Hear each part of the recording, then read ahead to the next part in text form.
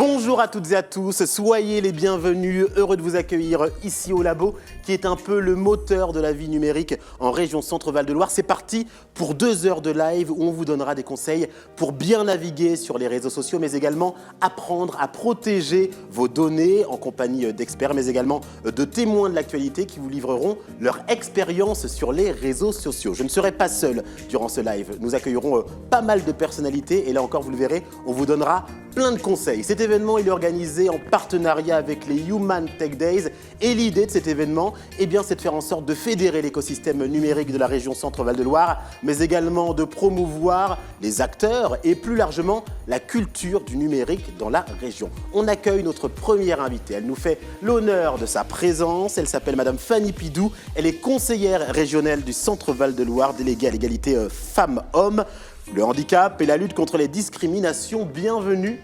Bonjour, merci pour l'accueil. Merci d'inaugurer ces 2 heures de live. Tout de suite, on va revenir sur vos missions au quotidien, notamment de sensibilisation auprès du jeune public.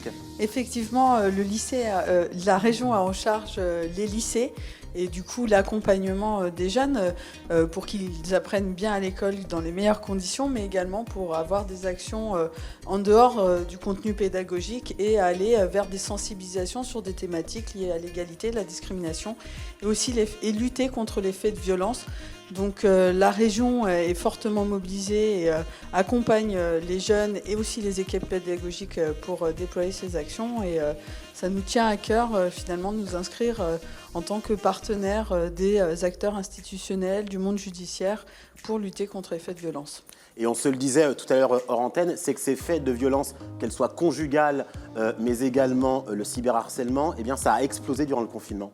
Effectivement, on a financé une conférence du Centre d'information des droits des femmes, le CIDFF, où ils ont clairement mis le doigt sur une augmentation des cyberviolences durant le premier confinement, et souvent sur les femmes.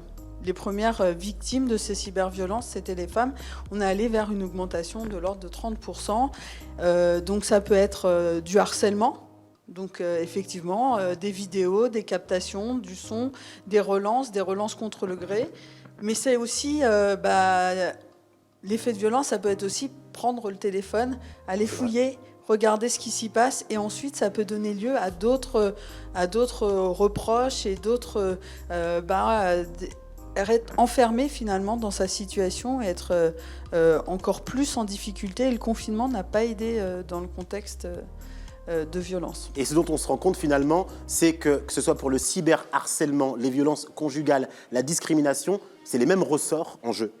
Effectivement, dès lors qu'on est sujet à une différence, on est plus exposé au rejet et donc plus exposé aussi à la violence. Parce que dès lors qu'il y a un rejet, du coup, ça peut générer chez les autres de la haine, du ressentiment et du coup, on va soit écarter l'autre, soit l'enfoncer aussi des fois et du coup, le relancer et qu'on soit une femme, qu'on ait des questions de genre, des questions d'identité sexuelle, on s'expose plus et du coup, on est aussi plus souvent victime de cyberharcèlement ou de cyberviolence. En tout cas, c'est une bien belle mission que vous menez, mission que vous avez à cœur, Madame Fanny Pidou, conseillère régionale du Centre-Val de Loire, déléguée à l'égalité femmes-hommes, le handicap et la lutte contre les discriminations. Merci d'avoir été avec nous. Dans un instant, on accueillera Monsieur Jean-Bernard Mignonneau, major de police, officier de prévention cyberharcèlement, Véronique Vido-Martinez, auteur du livre L'innocence oubliée et intervenante sur le harcèlement, Jean-Marc Bourguignon, expert sécurité informatique, Raphaël Cauchy, conseiller principal d'éducation au lycée Jean Zay. Et enfin, Shadrach Ilanga, formateur enseignant chez ISC Paris, campus Orléans. Et puis, on accueillera également en toute fin d'émission 2 jeunes. Ils s'appellent Ryan El Waroudi et Carlis Moukela et ils viendront débriefer ces 2 heures de live. Ils nous donneront leur partage d'expérience sur les réseaux sociaux en règle générale. Puis globalement, ils nous donneront leur avis sur ces 2 heures de live. Mais tout de suite, je vous propose de regarder un clip de sensibilisation. Il est extrait du blog de Mehdi. On se retrouve juste après avec nos invités en plateau. À tout de suite.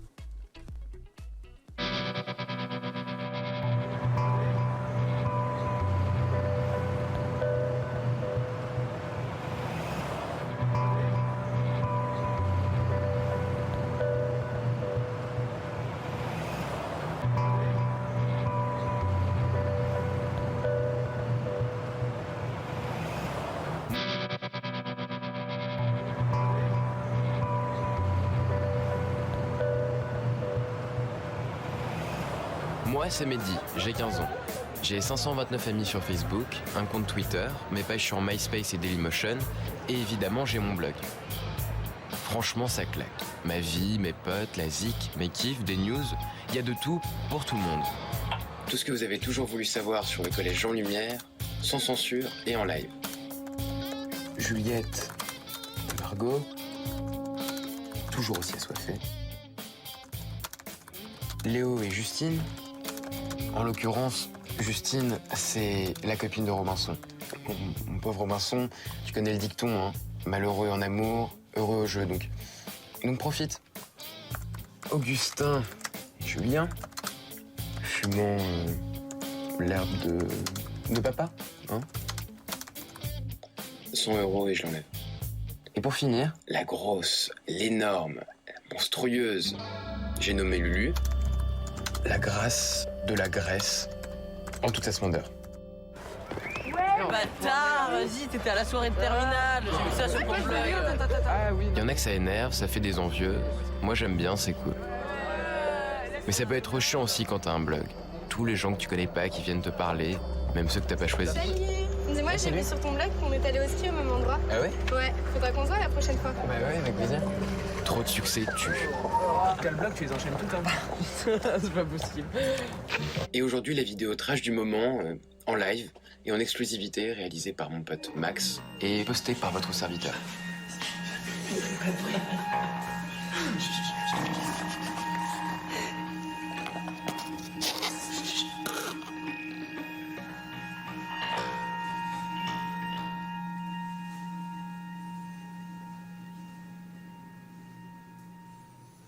Eh, tu fais quoi là?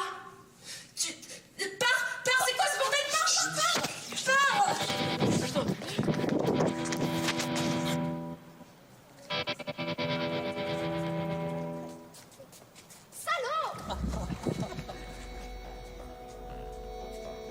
Cette vidéo, ça a fait un énorme buzz, le tour du bahut.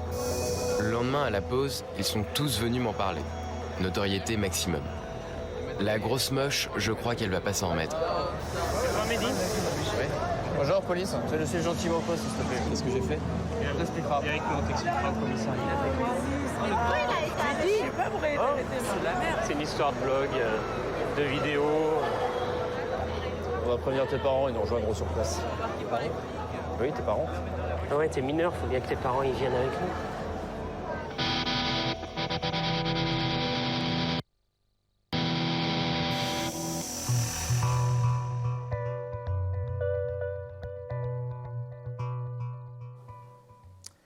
Et voilà pour cette vidéo extraite du blog de Mehdi. On accueillera également tout à l'heure avec nous un influenceur TikToker suivi par plus de 1,1 million de personnes sur TikTok, ce qui en fait l'influenceur le plus suivi de la région Centre-Val de Loire. Et lui aussi, il a réalisé un clip de sensibilisation qui est plutôt sympa. Mais tout de suite, on accueille nos premiers invités. Véronique Vido-Martinez avec nous, auteure du roman L'innocence oubliée, inspiré de votre propre vie.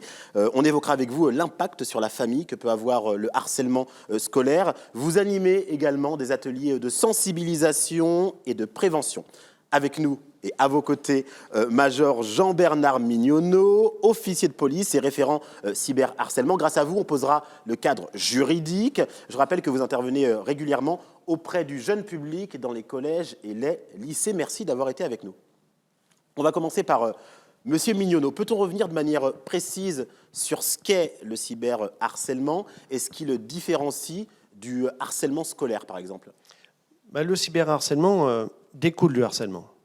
Le harcèlement, c'est soumettre de façon répétée et à long terme une personne à des comportements agressifs, physiques ou verbaux, afin de lui occasionner un préjudice. Le cyberharcèlement fait partie du harcèlement. Le harcèlement, c'est un délit. Voilà. C'est une infraction qui est punie de 2 ans d'emprisonnement et ou 30 000 € d'amende. Alors, Monsieur Mignonneau, on a forcément en tête le drame qui s'est joué avec Alisha, lycéenne de 14 ans, au sein d'un lycée à Argenteuil. Là encore, tout a débuté sur les réseaux sociaux avec une photo intime de la victime qui a été diffusée auprès d'élèves sur un groupe via Snapchat. Ça s'appelle du Happy slapping. Qu'est-ce que veut dire ce mot exactement et à quoi s'expose l'auteur de la diffusion de ces photos? Le happy slapping, c'est l'enregistrement et la diffusion d'images d'atteinte à l'intégrité physique et morale d'une personne. Alors, j'ai l'habitude d'expliquer aux jeunes, c'est quoi? C'est quoi? Eh bien, c'est diffusé avec son portable, c'est enregistré, c'est diffusé. Mais c'est quoi des images d'atteinte à l'intégrité physique et morale d'une personne?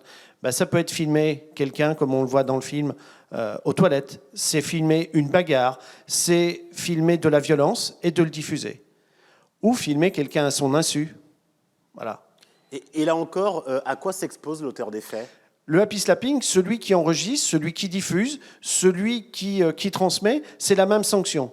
C'est un délit, c'est également un délit, mais qui est puni encore plus gravement par le législateur, c'est 5 ans d'emprisonnement et ou 75 000 € d'amende. Ah oui. Tout cela pose la question de l'atteinte à la vie privée. Est-ce qu'on peut redéfinir ce qu'est l'atteinte à la vie privée de manière précise? L'atteinte à la vie privée, c'est la captation, l'enregistrement et la diffusion d'images d'atteinte à l'intégrité physique. Pardon, je me suis trompé. C'est la captation et l'enregistrement d'images d'une personne dans un lieu privé et qui est diffusée sans son consentement. Voilà. Très bien, c'est précis, Booba. Oui. Je dis Booba parce que c'est le petit surnom que les élèves lui donnent quand il intervient dans les collèges et lycées, en référence au petit ourson, c'est ce que vous m'avez dit. C'est vrai, c'est vrai. Avant que je fasse de la prévention, j'étais en section d'intervention. Mes camarades m'appelaient Booba. Et quand je me présente dans les collèges et les écoles primaires, ils peuvent m'appeler par mon prénom, par JB, par Jean-Bernard et Booba, voilà. Bon, je vous appellerai Major Mignonneau. Véronique, votre enfant a été diagnostiqué HPI, haut potentiel intellectuel, donc avec l'esprit vif et une singularité qui lui a valu pas mal de moqueries, notamment de certains de ses camarades. Il a été victime tout simplement de harcèlement scolaire. Alors on parle d'un autre type de harcèlement, mais concrètement c'est les mêmes ressorts qui entrent en jeu.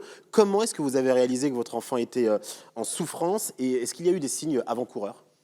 Des signes avant-coureurs, pas vraiment, mais j'étais souvent convoquée par certains de ses enseignants parce qu'il se faisait remarquer, parce qu'en fait il s'ennuyait. Donc il avait une attention qui n'était pas constante selon certains de ses enseignants. Donc il a été harcelé et par certains de ses enseignants, pas tous, heureusement. Carrément par les enseignants? Ah oui, il avait des surnoms de... Alors j'ai eu droit à... Il n'est pas normal, il faudrait le faire examiner. Cet enfant est un futur psychopathe. Qu'est-ce que j'ai pu entendre? Il n'a pas la lumière à tous les étages. Et puis des mots très violents aussi de la part de ses camarades qui, influencé par le discours que tenait l'enseignant à cette époque, lui disait qu'il était fou. Je me rappelle quand, et je le raconte dans L'innocence oubliée, en moyenne section de maternelle, l'année se déroule sans que je sois convoquée une seule fois, et à la fin de l'année, lorsqu'on fait le bilan avec l'enseignant en question, l'enseignant me dit... il y a quand même un souci, hein. J'ai l'impression que votre fils a du mal à suivre, hein. Il faudrait peut-être consulter. Et je revois mon bout de chou qui avait à l'époque 4 ans, qui me regarde avec des yeux pleins de tristesse et des larmes dans les yeux aussi, en me disant « mais ça veut dire que mon cerveau est malade ?» Parce qu'il avait parfaitement compris, sans le côté implicite des paroles prononcées par l'enseignant. Très jeune, les enfants captent les choses. Oui. Et il me dit « ça veut dire que je suis fou, que mon cerveau est malade ?» Et j'ai mis un stop à cette conversation et je suis partie vraiment très très contrariée. Donc autant vous dire que l'année suivante, en grande section, je n'ai pas traîné. J'ai tout de suite vu la maîtresse qu'il avait cette année-là. J'ai attendu peut-être jusqu'au mois d'octobre et j'ai demandé un entretien avec elle pour lui poser la question, pour lui demander si vraiment il avait un retard en psychomotricité ou un retard tout court sur le plan de l'intellect. Alors que c'est le contraire finalement, parce que les HPI, c'est les personnes qui ont un esprit un peu plus éveillé que la moyenne. Oui, ils ont une pensée intellectuelle, une pensée différente. Voilà, ils ont une pensée en arborescence. Un mot en appelle un autre et ainsi de suite. Et ça peut aller très très loin et très très vite. Et la maîtresse m'a dit, mais attendez, absolument pas. Si j'ai bien une locomotive dans ma classe, c'est votre fils. Et qui a pu vous dire une chose pareille? Et ça l'a poursuivi pendant toute sa scolarité jusqu'à la fin de l'école primaire, où il avait tous les attributs possibles. Tu es fou, tu es malade, tu es débile. On peut rappeler son prénom? Je préférerais... Ah oui, excusez-moi. Oui. Pas le prénom, ou du moins l'âge qu'il a maintenant. Aujourd'hui, il a 13 ans et demi, il va sur 14 ans. 13 ans et demi. Bien évidemment, ces mots, ils se sont manifestés et il vous a un jour dit une phrase qui vous a, j'imagine, alarmé et d'une violence inouïe. je vous la laisse. Oui, c'était un soir, dire. j'étais en train de préparer le repas et il est venu comme à son habitude voir un peu ce que je faisais de mon côté. Et on discutait de choses et d'autres. Et d'un seul coup, il me dit Maman, ça serait quand même plus simple si j'étais mort. En fait, le problème, c'est moi. Et là, je vous assure que j'ai reçu un coup de poing dans l'estomac. Je l'ai regardé, je lui ai dit Mais comment peux-tu me dire des choses pareilles? Mais qu'est-ce qui se passe? Non, non, rien, mais je pense vraiment que le problème, il vient de moi. Et là, je me suis dit C'est pas normal. Il avait 8 ans à l'époque. Il avait 8 ans et j'ai tout de suite demandé un entretien avec l'enseignant qu'il avait cette année-là, puis le responsable de l'école où il était. J'ai voulu absolument en parler et j'ai malheureusement eu affaire à des personnes qui étaient hermétiques, qui ne comprenaient pas. Et ça, c'est quelque chose qui est assez étonnant, c'est que vous ne vous êtes absolument pas senti épaulé Pas du tout. par le camp professoral, j'ai envie de dire. Pas du tout. Avec le temps, vous vous demandez ce qui a pêché, ce qui a fait que ça n'a pas pu susciter l'intérêt que ça. Avec le temps, je me dis que c'est un sujet dont on ne parlait pas du tout à l'époque, parce que ça remonte à il y a quand même quelques années. Hein. Il a bientôt 14 ans aujourd'hui, donc il y a 6 ans, on ne parlait pas du harcèlement comme on en parle aujourd'hui. Peut-être que les questions de harcèlement sont plus prégnantes à l'heure actuelle où Absolument. on sait tant qu'elles ne l'étaient il y a peut-être 10 ou 15 ans. Absolument, c'est vrai qu'il n'y avait pas les moyens qui sont mis à notre disposition aujourd'hui, donc on a quand même avancé. Il y a quand même eu de grosses avancées. Le 30-20, le 30-18, toutes les... Vous dites le 30-18, d'ailleurs, c'est le numéro d'urgence qu'on rappellera tout au long de cette émission. C'est important de le préciser. Je me tourne vers le major Mignonneau. On le voit avec Véronique, ça s'est déroulé à l'école primaire. À partir de quel âge est-on pénalement responsable de ces actes? Alors, pénalement responsable, c'est l'âge de conscience. D'accord ? On est responsable dès qu'on est conscient d'avoir commis quelque chose. Alors, il y a l'âge de conscience, il y a l'âge de la responsabilité pénale, voilà, dès qu'on est conscient, donc c'est 7, 8 ans. Mais l'âge de la sanction pénale, c'est 13 ans en France. Avant 13 ans, on appelle ça une mesure éducative, ce n'est pas une sanction pénale, c'est une mesure éducative. À partir de 13 ans, le jeune qui va commettre du harcèlement, qui va commettre du cyberharcèlement, qui va commettre de l'atteinte à la vie privée, parce que l'atteinte à la vie privée, c'est également un délit, hein, c'est une infraction, je ne l'ai pas précisé tout à l'heure, mais c'est 1 an d'emprisonnement et ou 15 000 € d'amende. Un jeune qui va prendre en photo un de ses copains sans l'accord de ses parents, c'est une infraction. Donc voilà, la responsabilité pénale s'applique, la sanction pénale s'applique à partir de 13 ans. Donc ce jeune peut être interpellé, peut être placé en garde à vue, il peut être présenté à un juge pour enfants, il peut être présenté à un tribunal pour enfants, puis l'échelle des sanctions peut s'appliquer. Ça peut aller du rappel à la loi, ça peut être de l'amende, ça peut être un travail d'intérêt général, ça peut être un placement dans un centre éducatif fermé, ça peut être une incarcération. En France, à partir de 13 ans. Donc après 13 ans, l'échelle des sanctions pénales s'applique. Est-ce qu'il y a des points communs? D'ailleurs, c'est ce que vous m'expliquez quand vous intervenez auprès du jeune public. Vous leur demandez de dresser un portrait type de l'harceleur et de la victime. Et c'est des points qui sont très précis, finalement. C'est des points qui sont très précis. Et c'est pas que je m'en amuse, mais avec les enseignants, surtout au niveau des CM2, on s'est rendu compte qu'un enfant de 10 ans avait une idée bien reçue comment était une victime de harcèlement. Alors je leur pose la question, et je vais vous dire à 95%, la réponse que j'ai, c'est qu'une victime de harcèlement, pour un enfant de 10 ans, c'est forcément une fille. Ça ne peut pas être un garçon. Un garçon ne peut pas être harcelé, c'est forcément les filles. Cette fille, elle est petite, elle est, avec leurs mots, elle est grosse, elle a des lunettes, elle a un appareil dentaire, elle est bien habillée, elle n'aime pas le sport, et surtout, elle est très douée en classe. Donc ça, c'est la perception que les plus jeunes se font d'une potentielle victime de harcèlement. C'est ce que pense à 95% un enfant de 10 ans. Et du coup, pour eux, quel profil a l'harceleur? Alors le harceleur, eux, ils ont pratiquement à 100% un harceleur, il est grand, il est costaud, il est bien habillé, il est populaire. Mais c'est moi. Et vous avez oublié quelque chose, Maclure, et il plaît aux filles. Alors là, parmi nous trois, j'en vois qu'un. Parce qu'un grand bien habillé qui plaît aux filles, qui est populaire, avec une belle tenue voilà, comme j'ai aujourd'hui. Il y a un poulet qui est plus gros que l'autre. voilà. Et je leur dis, mais j'en vois qu'un dans la salle. Alors ils cherchent. Je leur dis, c'est moi.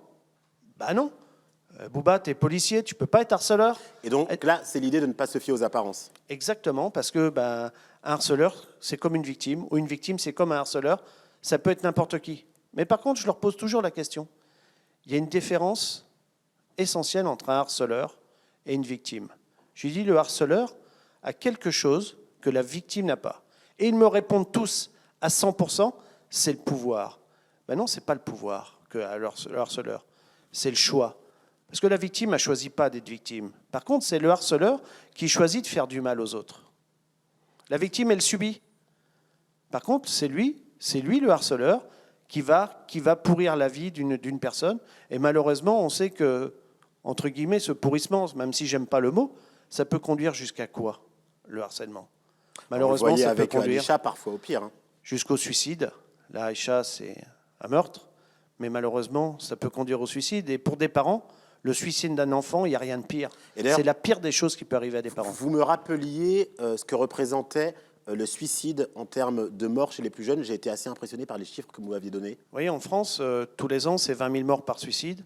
C'est pratiquement un quart de mineurs. Et sur ce quart, c'est 75% dû à des problèmes de harcèlement. C'est impressionnant.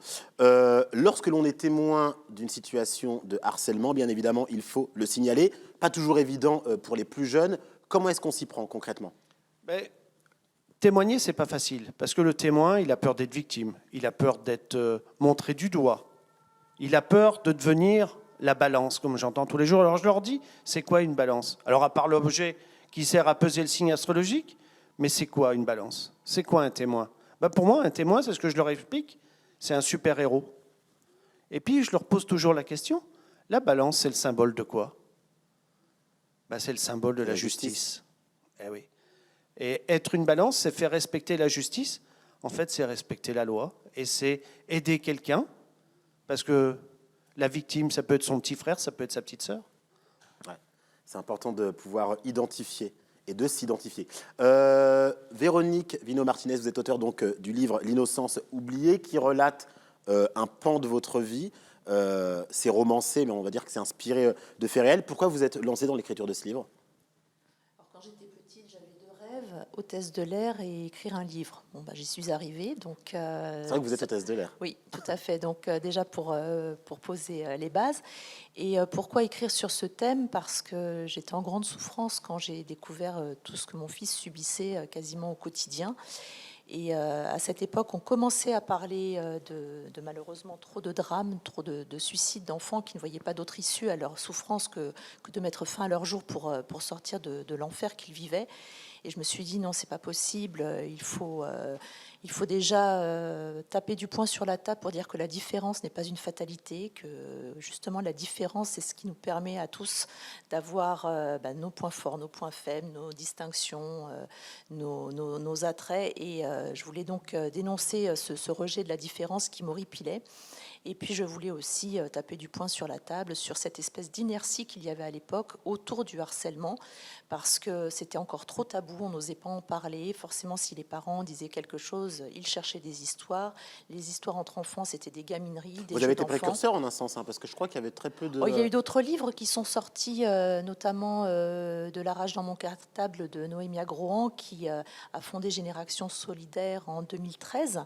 D'ailleurs, je m'occupe de la page qu'elle a créée avec mon équipe harcèlement scolaire, venez briser le silence.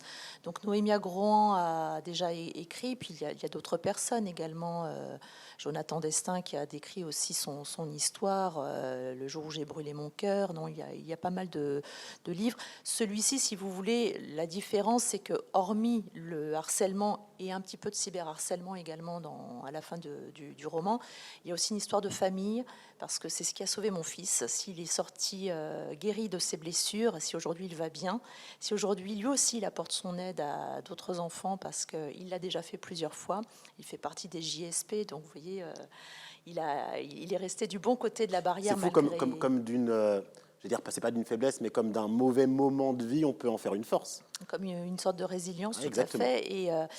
Et aujourd'hui, il va bien, mais ce qu'il a sauvé, il le dit lui-même, c'est ma famille.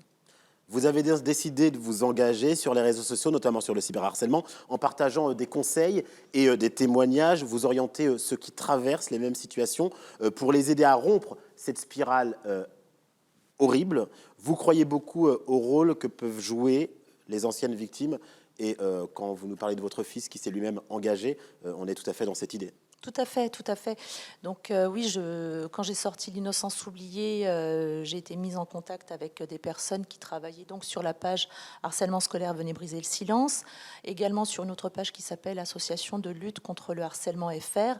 Et ces pages, elles ont pour but de relayer des témoignages, de répondre à des questions de la part de victimes, de leurs proches. On a des grands-parents qui nous contactent, des soignants, des enseignants, beaucoup de personnes. On met aussi en avant des artistes qui ont un message à délivrer parce qu'on ne veut pas que cette page soit morbide. On veut qu'au contraire, il y ait de l'espoir. C'est des pages qui vivent. Voilà, qu'il y ait de l'espoir, qu'il y ait des moyens de s'en sortir. C'est vrai que l'art-thérapie aide énormément de victimes à s'exprimer, à exprimer leur souffrance et à l'exorciser quelque part. Donc il y a plein de moyens. Et moi, j'aimerais juste m'adresser aux jeunes dans les collèges, dans les lycées, dans les écoles primaires. On a besoin de vous. On a besoin de vous parce que vous êtes les meilleurs interlocuteurs pour venir en aide à vos camarades en difficulté.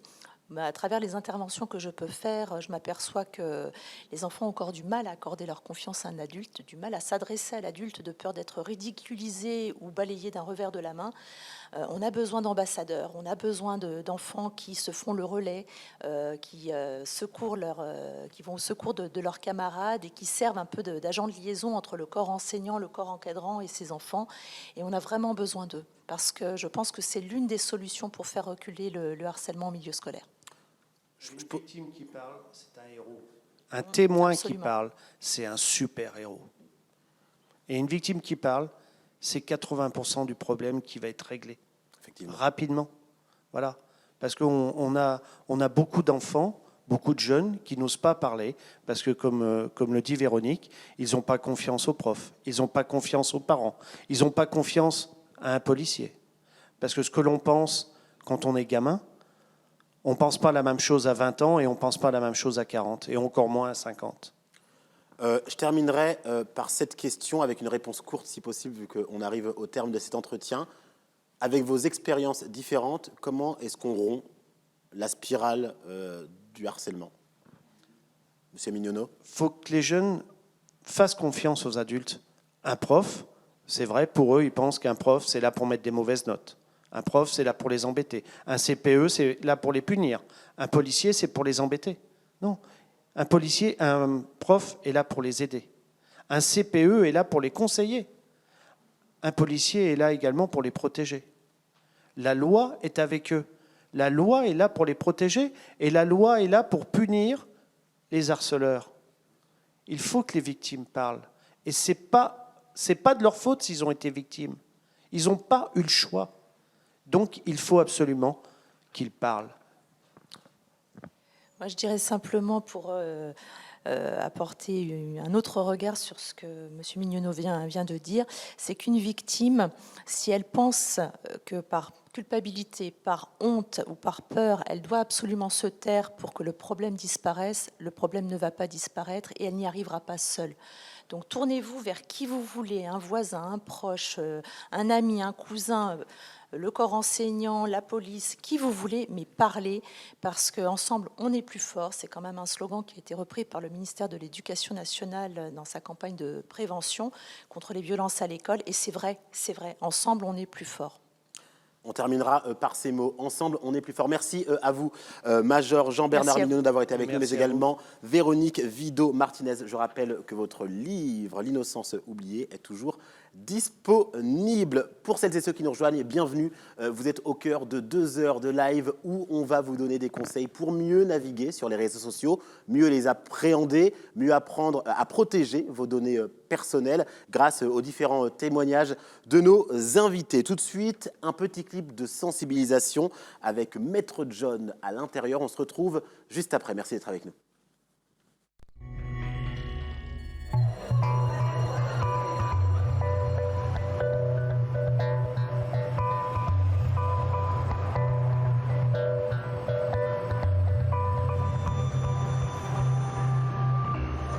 Je m'appelle John, j'ai 17 ans. Sarah et moi, on s'est rencontrés sur un forum il y a 6 mois. La fille, là, au milieu avec le sac gris, c'est elle, c'est Sarah. Elle est avec Marie, sa meilleure amie. Enfin, c'est sa copine surtout, parce que quand elles sortent, c'est tout le temps elle qui paye. Parce que sinon, Sarah la trouve un peu débile et franchement collante en plus. L'autre fille, avec la robe blanche, c'est Julie. Bah, moi, je rentre chez moi. Sarah m'a raconté qu'elle était sortie avec le mec de Marie. Le scandale, c'est elle l'apprend. Sarah a juré de garder le secret. Et voilà Paul, son copain. Ils sont ensemble depuis un mois, mais elle va pas rester avec lui.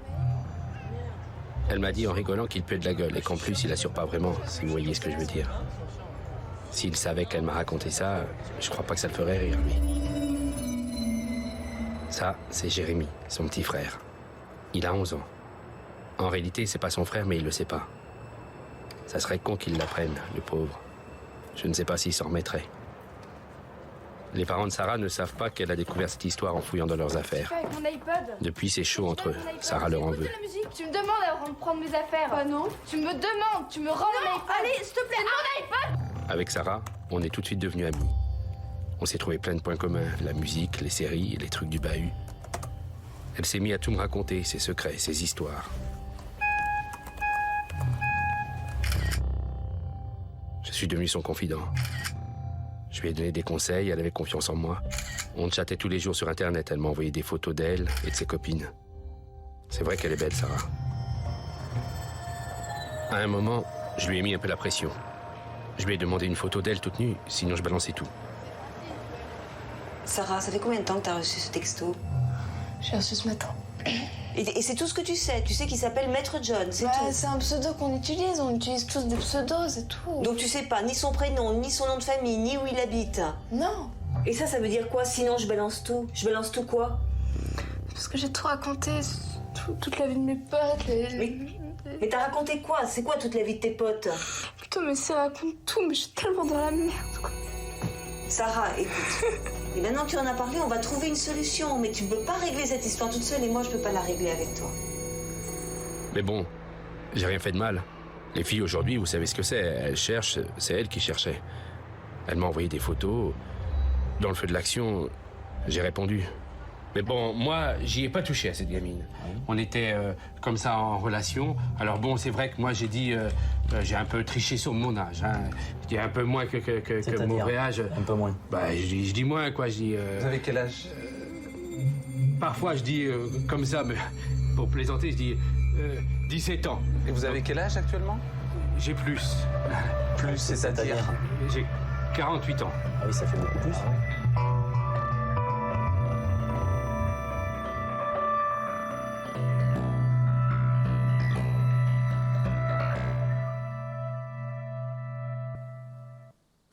Bienvenue à celles et ceux qui nous rejoignent. On est en direct sur la page Facebook d'Orléans TV, mais également sur Twitch. Et tout au long de cette journée, eh bien, j'accueillerai des personnalités qui nous donneront des conseils pour mieux naviguer sur les réseaux sociaux. Cela s'inscrit dans le cadre des Human Tech Days, un événement qui permet de fédérer l'écosystème numérique de la région Centre-Val de Loire. Son visage ne vous est sûrement pas inconnu. Il s'appelle Mathis Cherchour. Il est influenceur, TikToker et footballeur multicasquette. Il est suivi par plus d'1,1 million de personnes sur TikTok, ce qui en fait l'une des personnalités les plus suivies sur les réseaux sociaux en région Centre-Val de Loire. Bienvenue Mathis.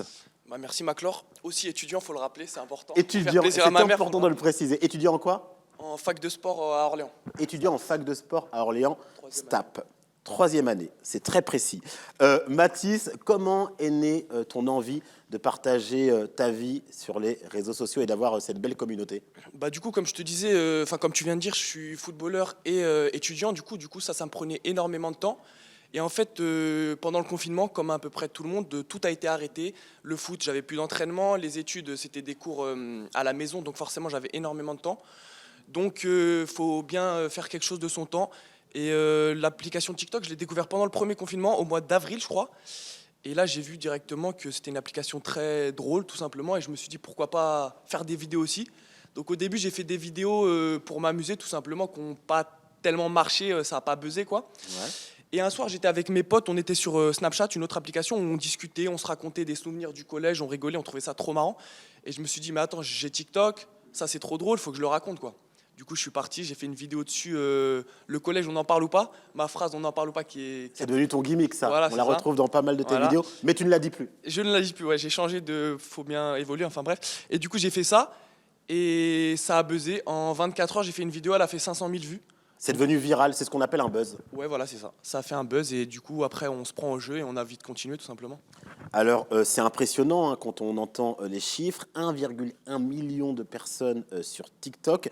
Influenceur, c'est un métier, c'est important de le préciser. Quoique tu n'aimes pas qu'on emploie le terme influenceur. Non, j'aime pas trop. TikToker, Ouais. Instagrammeur, mais je préfère pas créateur influenceur. de contenu plutôt qu'influenceur parce qu'influenceur, ça rappelle trop la télé-réalité. Et moi, c'est pas trop ce que je fais et ça a rien à voir parce que je filme pas ma vie tous les jours, j'ai pas mon téléphone sur moi tous les jours. Ce que je fais, c'est de la création de contenu, des vidéos pour Internet. Tu parles de création de contenu.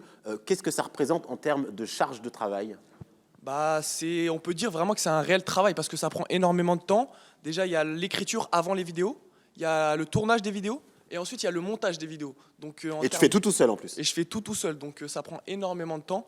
Donc on peut dire réellement que c'est un vrai métier et que c'est un travail. Ouais. En plus, ta spécialité, en fait, c'est le débit mitraillette. On l'appelle le Eminem français parce que tu as un débit super rapide. J'imagine que tu fais plusieurs prises. Ouais, c'est ça. Et du coup, ça demande du montage. Et donc, c'est une sorte de produit que tu réalises de A à Z, finalement. Voilà, c'est ça. Tout est fait par moi-même. Comme je disais, l'écriture, le montage et le tournage. Et du coup, ça prend énormément de temps parce que j'ai appris tout seul. Donc ça prend du temps parce que je suis pas un pro. Donc il faut... petit à petit et du coup ça va de plus en plus vite. Ouais. Tu t'en es plutôt bien sorti au vu du nombre de personnes qui te suivent. Ouais. Être autant suivi, j'imagine que c'est tout de même une pression. Comment est-ce que tu gères ta communauté et est-ce que tu considères avoir un rôle d'exemplarité à tenir auprès du public? Bah, c'est sûr que quand on a une communauté et comme tu disais 1,1 million d'abonnés, ce qu'on dit, forcément, ça va être vu. Donc, on ne peut pas dire n'importe quoi. Je sais que quand je fais mes vidéos, c'est pour ça que d'ailleurs, je les écris avant parce que je sais que je ne peux pas dire n'importe quoi. Je n'ai pas une discussion avec mes potes hors caméra. Là, c'est vraiment, j'ai une caméra et je sais que derrière, il va y avoir de la visibilité. Donc, à partir du moment où il y a de la visibilité, il y a des jeunes qui me regardent parce que ma communauté... Ta parole porte. Oui, voilà, ma parole, elle porte et ma communauté, en plus, elle est assez jeune. Donc, je sais qu'il y a des jeunes qui vont me prendre, pour exemple. Donc, forcément... je me dois de ne pas dire n'importe quoi et de transmettre le bon message. Ta communauté, elle a entre quel âge et quel âge d'ailleurs? Elle a selon les statistiques, elle a entre 12 et 25 ans. Ok. S'exposer comme ça, c'est aussi prendre le risque d'être critiqué. Es-tu confronté quotidiennement aux haters?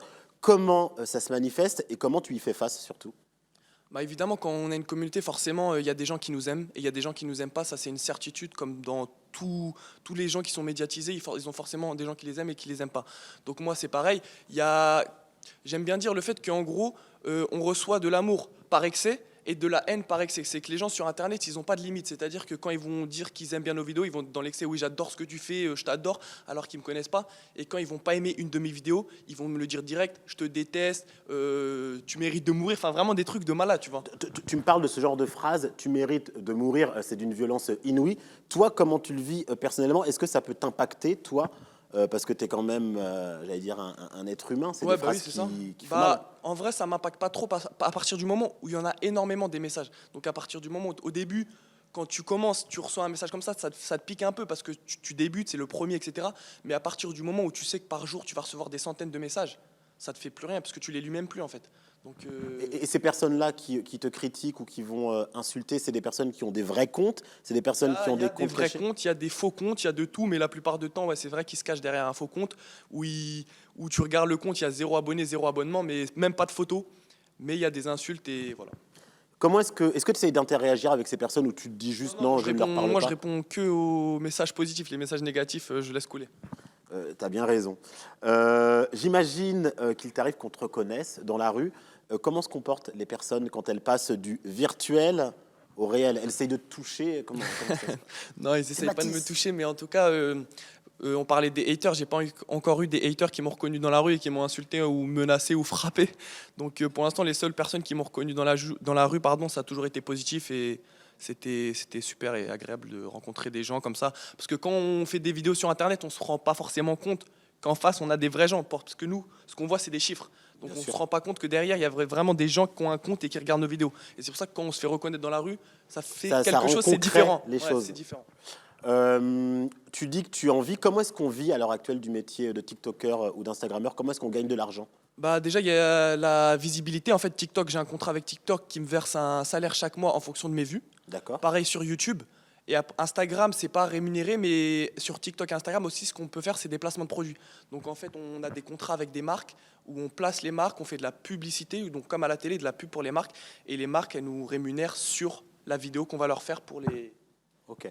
Et sur YouTube, par exemple, c'est à partir d'un certain nombre de vues que tu touches Pareil une sur certaine somme. TikTok. Sur TikTok, je crois qu'il faut à peu près 10 000 abonnés pour commencer à être rémunéré. Et sur YouTube, je crois qu'il faut 4 000 heures de visionnage. Faut à partir de 10 000 abonnés pour toucher quelque chose. Sur TikTok. Et toi, t'en as 1,1 million. Ouais. Ah bah la vie doit être Ah, belle. non. Après, c'est pas ils versent pas des milliers d'euros non plus, mais... En tout cas, on se rend compte qu'il y a du travail derrière, contrairement à ce que certains peuvent penser, qu'il y a de la création de contenu, que tu es un artisan, parce que tu crées tes vidéos, tu les montes, tu es auteur de tes textes, donc il y a un vrai travail derrière, et c'est important de le préciser. Qu'est-ce qu'on peut te souhaiter par la suite, pour la suite, Mathis? Est-ce que tu as des projets? Ouais, pour la suite, on peut déjà me souhaiter de continuer ce que je fais, parce qu'on sait que sur les réseaux sociaux, c'est très éphémère. Il y a toujours des gens qui viennent, qui partent, parce qu'on sait que le buzz, c'est d'un coup comme ça. Moi, je suis arrivé comme ça, et peut-être que ça va s'arrêter comme ça. Donc, ce qu'on peut me souhaiter, c'est tout simplement de continuer et de continuer à gagner des abonnés, tout simplement. Tu as la tête sur les épaules, et ça, c'est une bonne chose. Et côté foot, on en parle un petit peu, comment ça se passe? Côté foot, là, c'est la fin de saison. Là, je suis à Saint-Privé en National 2, donc c'est à la fin de saison. Ça s'est arrêté malheureusement à cause du Covid. Ouais. Comment s'est déroulée la saison? Le début de saison s'est très bien déroulé parce qu'on a fini premier. Ouais. Mais malheureusement, on n'a pas pu monter vu que la saison elle a été arrêtée. Donc ça a été saison blanche. Donc ce qu'on peut nous souhaiter, c'est de refaire la même chose l'année prochaine. 2 buts marqués sur 5 matchs. C'est ça. Une bonne mémoire. Hein. Merci Mathis Cherchour d'avoir été avec nous. On vous retrouve sur les réseaux sociaux, sur TikTok, sur Instagram. Et puis, on vous suivra de près, puisqu'à mon avis, il y a de belles choses qui arriveront pour vous très prochainement. Tout de suite, on se regarde ce nouveau clip de sensibilisation. Restez avec nous, à tout de suite.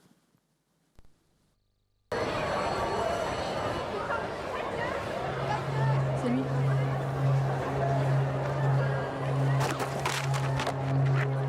Il y a un problème, bouffon. T'as vu cette tête? Mais de toute façon, c'est une victime. Pourquoi il nous regarde?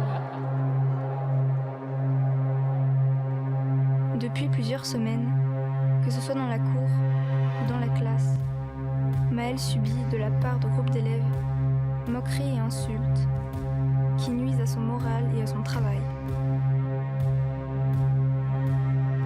Vols, raquettes, dégradation et humiliation dans la réalité comme sur Internet. Solitude, peur, dévalorisation et exclusion à l'intérieur comme à l'extérieur. Chaque jour, Maëlle endure des violences répétées car il est victime de harcèlement. Devant des témoins, des spectateurs malgré eux qui restent dans le silence. Mais les conséquences du harcèlement peuvent être graves, pour aujourd'hui comme pour demain. Alors maintenant, osons agir et dire stop. Ensemble, faisons un pas vers ceux qui ont besoin d'aide et ne laissons pas la situation s'aggraver. Parce que se taire, c'est laisser s'exprimer la violence. Parce que ne rien faire, c'est être complice. Parce que si l'on n'en parle pas, ça ne s'arrête pas. N'hésitons pas à signaler tout incident à un adulte de notre entourage qui saura nous venir en aide et trouver des solutions afin de régler le problème.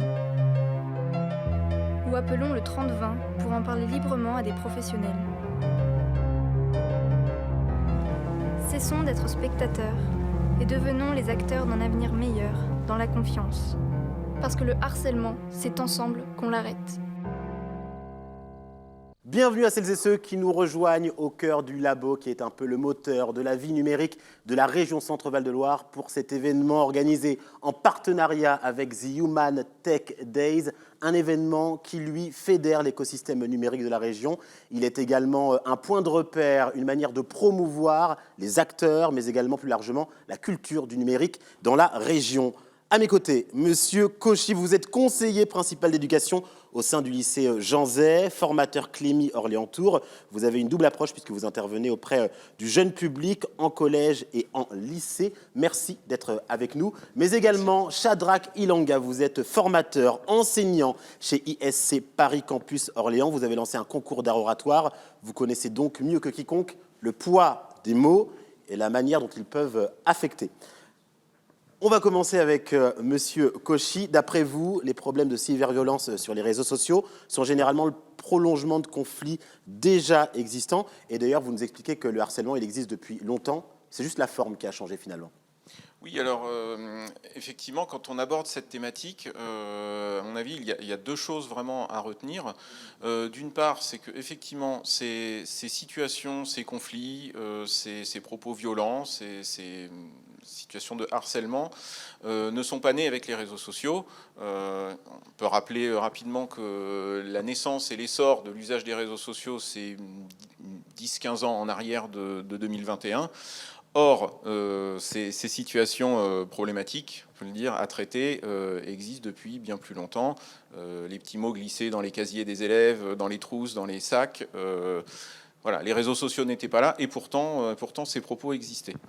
La forme a changé, effectivement, puisque le fait que tout ça passe par les réseaux sociaux... C'est tout de suite plus viral. Alors, c'est tout de suite plus viral, c'est-à-dire qu'il y a ce terme de caisse de résonance, en fait, la diffusion est bien plus rapide. Et puis, il y a un autre aspect, mais qui a été évoqué, je crois, par de précédents invités, c'est que ça ne s'arrête plus. Il n'y a pas un moment où ça s'arrête. Lorsque l'élève rentre chez lui le soir, le réseau social continue à fonctionner. C'est vrai. Vous n'aimez pas qu'on utilise le terme danger pour parler des réseaux sociaux. Pour vous, ils doivent davantage être utilisés pour accompagner, plutôt que diaboliser finalement les réseaux sociaux. Alors effectivement, le fait de parler des dangers des réseaux sociaux, c'est une approche, c'est une étape. Il faut en être conscient, il faut sensibiliser nos élèves et d'ailleurs les populations en général à ces questions. Néanmoins, nous on souhaite avoir une autre approche, notamment avec le Clémy, parce que les dangers des réseaux sociaux, ça voudrait dire que le problème, c'est les réseaux sociaux. Or, ça n'est pas le cas. Les réseaux sociaux, c'est un outil de communication. Les réseaux sociaux sont un vecteur qui véhicule des messages, des idées, des images. Si on veut faire un rapide parallèle avec la télévision, les dangers de la télévision, c'est absurde.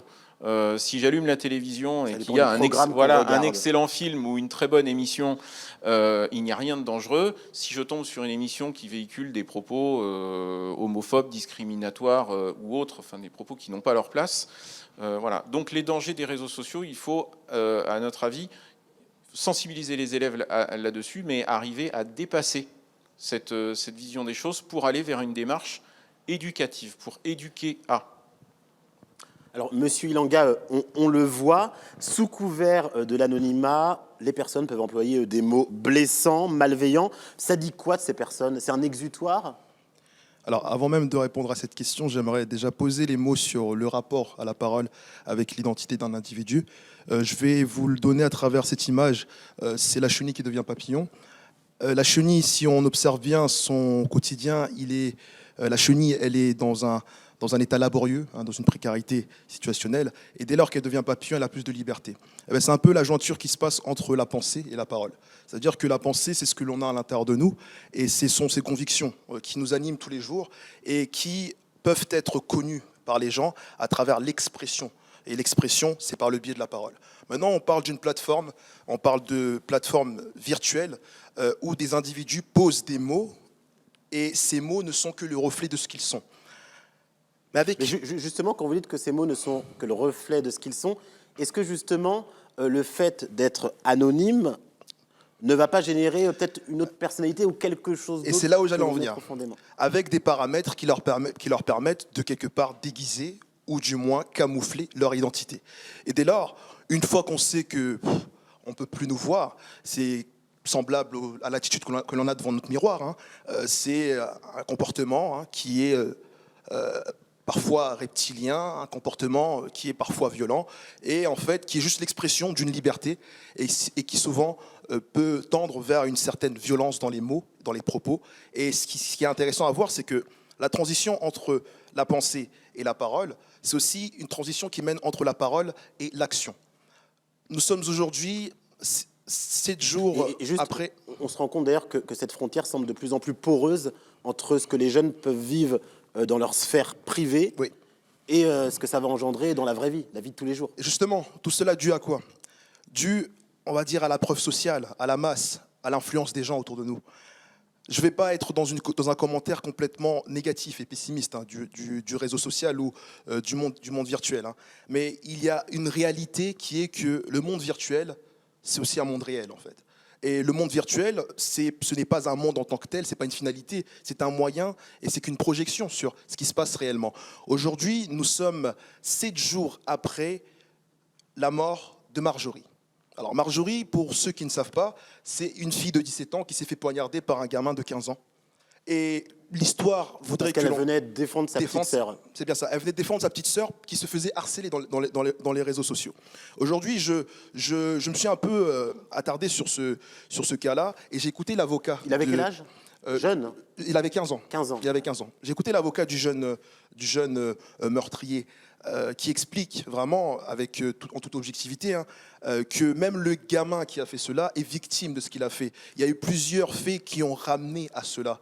Et c'est ce vers quoi, le plus souvent, on est surpris. Puisque, comme dirait mon très cher, c'est dans les réseaux sociaux que les choses sont extrapolées, dans les propos, où l'individu vêti d'une certaine pratique de la superficialité, la sophistication de son identité pour se montrer. D'ailleurs, vous le dites, ça vous dites que les règles de développement de la personnalité sur les réseaux sociaux tendent souvent vers une sophistication et une superficialité. Est-ce que vous pensez que les réseaux sociaux peuvent rendre superficiels, clairement, davantage futiles? Clairement. Dû à quoi? Dû aux chiffres, dû aux likes, dû aux j'aime, dû à toutes ces poudre de perlimpinpin, si je pourrais le dire comme ça, qui satisfont l'âme, l'ego de l'être humain.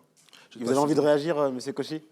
Oui, non, mais c'est par rapport. Je crois qu'on va y revenir. On va pouvoir développer un petit peu par la suite, mais je rejoins effectivement certains éléments qui viennent d'être évoqués. Après, justement, pour pouvoir, eh bien, peut-être dépasser cette tendance peut-être à la superficialité, il y a justement, j'y reviens, mais c'est un peu mon cheval de bataille et celui du Clémy, tout un travail d'éducation pour faire quelque chose de positif et de constructif de ces outils que sont les réseaux sociaux. Vous me permettez de rebondir, vous avez assuré la transition pour moi. Est-ce qu'on peut revenir justement sur l'émission du Clémy, le Centre pour l'éducation aux médias et à l'information? Quelles sont vos missions? Alors le Clémy, quand même pour le présenter en quelques secondes, donc c'est intégré à l'éducation nationale, ça fait partie de l'éducation nationale. Il y a un Clémy national et des Clémy en académie. Il y a un maillage du territoire français, voilà. Et donc dans chaque académie, alors le travail du Clémy est très axé sur la formation. Alors la formation auprès des personnels enseignants et d'éducation. Nous n'intervenons pas directement auprès des élèves. Néanmoins, nous intervenons auprès de nos collègues enseignants et CPE, afin en fait de promouvoir en fait l'utilisation des moyens d'information dans les pratiques d'enseignement et dans les pratiques éducatives. L'idée étant de pouvoir développer ensuite avec les élèves, c'est-à-dire dans nos établissements, que nos collègues formés répercutent eux-mêmes, l'idée étant à la fois de travailler sur le développement de l'esprit critique chez nos élèves. Oui, leur donner les outils pour mieux appréhender les informations qu'ils reçoivent au quotidien. Alors notamment voilà, sur les questions de l'information. Qu'est-ce que c'est qu'une information? Qu'est-ce que c'est qu'une source d'information? Travailler sur la lecture d'images, par exemple. Voilà, je pourrais multiplier, mais la liste pourrait être très très longue et on en aurait pour des heures. Mais également, l'autre axe de travail auprès des élèves, c'est celui de la connaissance et de la maîtrise de la liberté d'expression. Et là, on entre très en lien en fait avec toutes les questions de laïcité, de charte de la laïcité et de valeurs de la République. Et pour travailler ce point-là avec les élèves, il y a un outil, il y a un moyen de travail, plus exactement qu'un outil extrêmement puissant, que sont les médias scolaires. Alors, qui peuvent être des médias papier, mais aussi des médias numériques, web TV, comme Orléans TV par exemple, la web radio, ou également des médias qui peuvent se développer justement au travers des réseaux sociaux. Vous parliez à l'instant de liberté d'expression, et ça me permet de rebondir avec vous, Monsieur Ilanga. La liberté d'expression, elle est possible quand on sait s'exprimer. Et là encore, on est libre de s'exprimer quand on maîtrise le mot, ou du moins c'est plus simple. Je sais que vous donnez des cours d'art oratoire pour s'exprimer notamment sur les réseaux sociaux. Oui. Comment est-ce que ça se manifeste ? Alors déjà, ce n'est pas le même monde, ce ne sont pas les mêmes paramètres, il n'y a pas les mêmes attentes. L'orateur, de manière générale, est toujours au service de son auditoire. C'est-à-dire qu'il va toujours prendre en compte le système de valeurs de son auditoire pour qu'il puisse impacter à travers son discours. Bien sûr, aujourd'hui, les codes de dehors ou les codes scéniques, hein, les codes du monde des réseaux sociaux diffèrent. Ce que l'on doit retenir en premier lieu, et c'est pour aussi compléter ce que notre très cher a dit, c'est parmi tous les moyens de sensibilisation que l'on met en place à l'égard du public qui est concerné, il y a aussi un point qui sera important, c'est la connaissance de soi-même. Et là, forcément, je pose un blanc, puisque ça paraît trop philosophique. Mais il faut déjà se connaître soi-même et pas se perdre à travers ce que l'on n'est pas. Et ça, c'est une problématique qui n'est pas simplement due aux réseaux sociaux, mais c'est dû au lieu où il y a beaucoup de personnes, où il y a des individus, et dans lequel on peut se confondre avec une attitude au lieu d'une personnalité, une personnalité au lieu d'une attitude. Maintenant, pour revenir sur la liberté d'expression... Mais c'est la quête d'une vie de savoir qui l'on est au fond.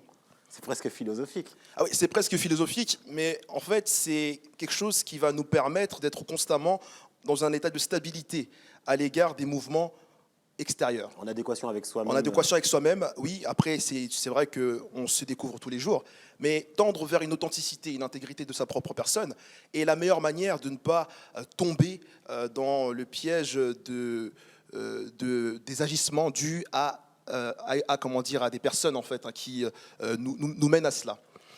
Maintenant qu'on se lance dans les réseaux sociaux, il faut prendre en compte qu'il y a beaucoup de personnes qui nous voient. Il y a beaucoup d'individus, et je salue par ailleurs Mathis qui nous a bien expliqué cette chose-là, c'est qu'il n'a pas oublié de préciser qu'il était étudiant, il n'a pas oublié de préciser qu'il était aussi un individu qui, en dehors de TikTok, avait une vie. Mais il y a des individus qui se perdent dedans. Dans les réseaux sociaux, on les appelle les no-life. On les appelle des individus qui, quelque part, ont tout simplement défini leur vie à travers un écran. Et dès lors qu'ils sortent dehors, ils n'ont plus de personnalité. On connaît beaucoup d'individus comme ça. Ils peuvent avoir des millions d'abonnés, avoir des millions de vues. Mais leur vie, quelle est leur vie ? D'ailleurs, il y a une étude intéressante. On a interrogé des personnes en leur demandant quelle était leur notion de plaisir, s'ils devaient évaluer le plaisir qu'elles prenaient sur les réseaux sociaux. Quel est le plus grand plaisir que vous prenez ? Est-ce le moment où vous vivez un concert ? Vivre un concert avec son téléphone, ou est-ce le moment où vous allez poster les vidéos de ce concert et voir les likes augmenter ?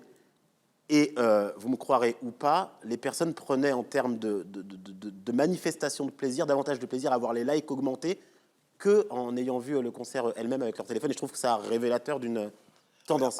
Après, c'est normal, nous sommes tous victimes quelque part, pour ne pas tendre trop dans la victimisation. Tout a été réfléchi par les concepteurs de ces réseaux sociaux.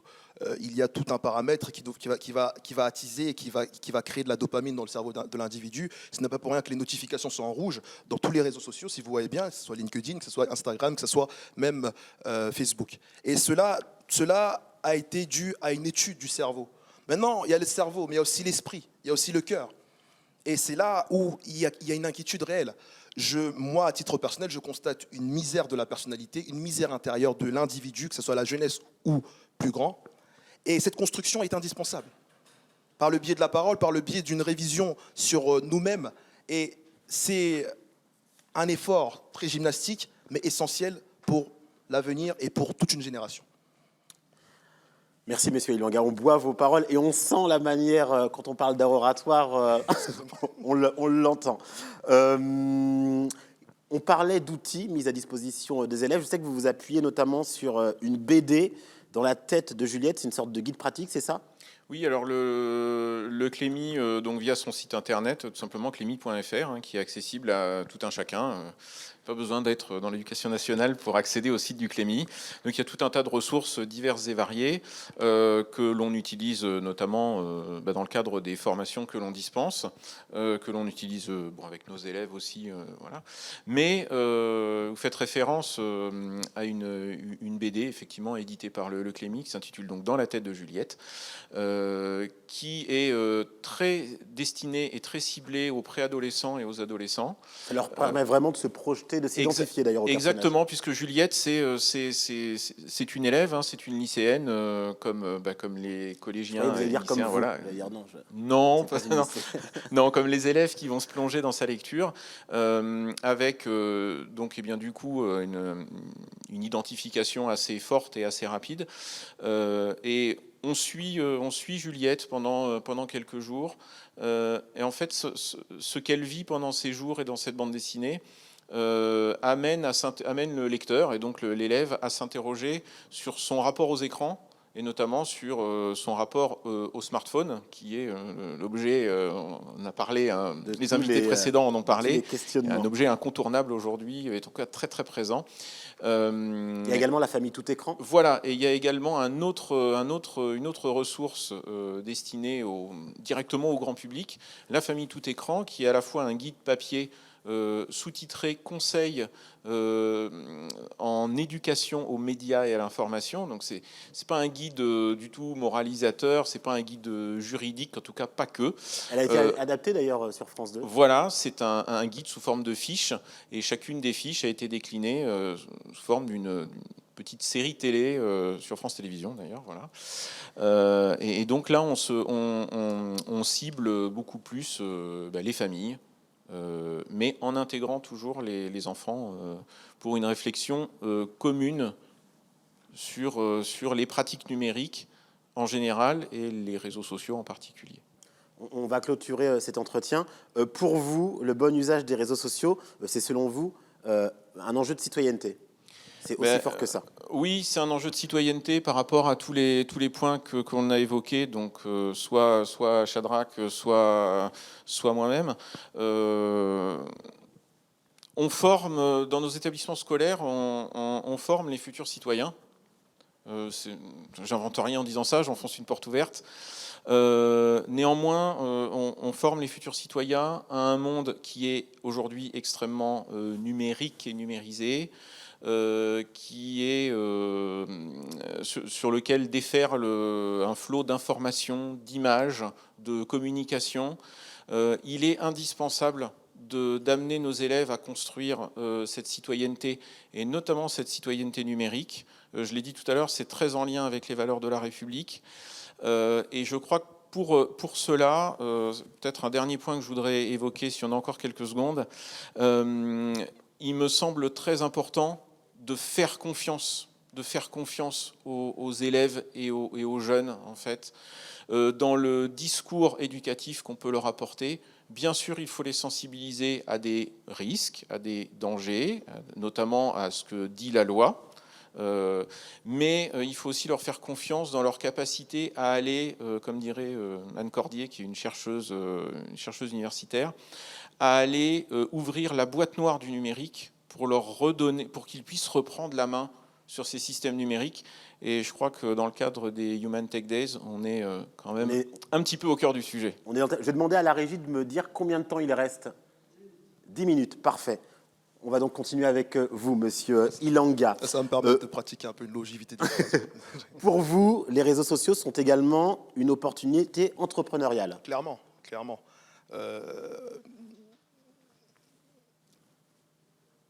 Ça, c'est de l'art oratoire, marquez le silence. On appelle ça la postiopèse en rhétorique, outil de pathos, mais aussi outil de réflexion, et là pour le coup c'est pour la réflexion. Je pense à une citation de Victor Hugo qui dit que quel lourd fardeau que de vivre sans exister, ou que d'exister sans vivre. Là on dissocie deux choses, c'est-à-dire qu'on peut être là juste figurer et ensuite être actif. Maintenant, ce qui est important, et c'est ce que soulignait mon très cher, c'est la dissociation et le discernement plutôt entre ce qui est outil et ce qui est finalité. Lorsqu'on parle des réseaux sociaux comme la télé ou quoi que ce soit, sont des outils. Et normalement, tout outil a un concepteur, mais surtout, l'utilisateur doit être dans la maîtrise de cette chose-là. Et cette maîtrise-là vient en premier lieu de la prise de conscience que l'on n'est pas l'outil. C'est bête de le dire comme ça, mais c'est déjà cette prise de conscience, c'est-à-dire se construire soi-même. Et ensuite, entreprendre. Maintenant, c'est quoi l'entrepreneur? L'entrepreneur, c'est l'histoire de cet enfant qui a 5 ans, qui se lève le matin et qui se dit « bon, je prends mon sac et je sors dehors ». C'est choquant, oui, parce qu'il prend un risque. Mais en vérité, c'est une décision due à une envie qui nous habite, mais c'est quelque chose qui est accessoire à ce que l'on est.